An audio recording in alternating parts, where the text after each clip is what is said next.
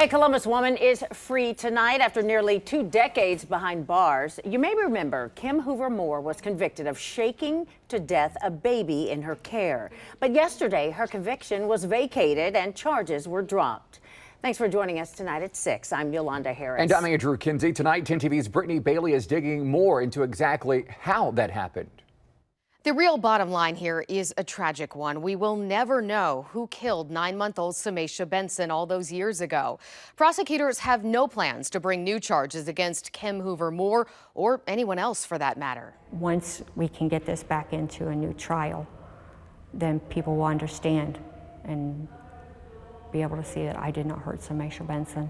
That was Kim Hoover-Moore talking to our Jerry Revish back in 2018 about her hopes for a new trial. She was granted that and had her conviction vacated, essentially offering her a legal clean slate. But that new trial won't happen. Instead, prosecutors dropped the charges, telling 10 TV on Friday that with the changing evidence and the time already served, it was the honorable thing to do.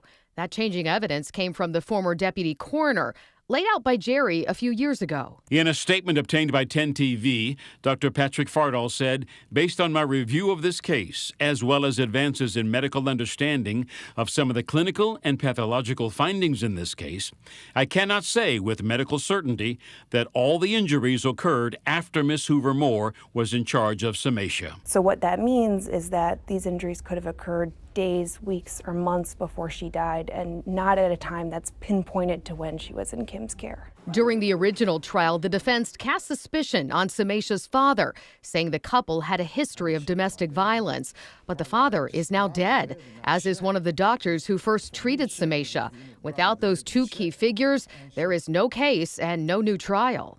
Now, we did speak with Janet Grubb, the first assistant prosecutor. She says 7 attorneys reviewed the case and came to the conclusion that they should drop the charges. She says they are both sorry for Samaisha's mother's pain and sorry that a potentially innocent person spent so many years behind bars.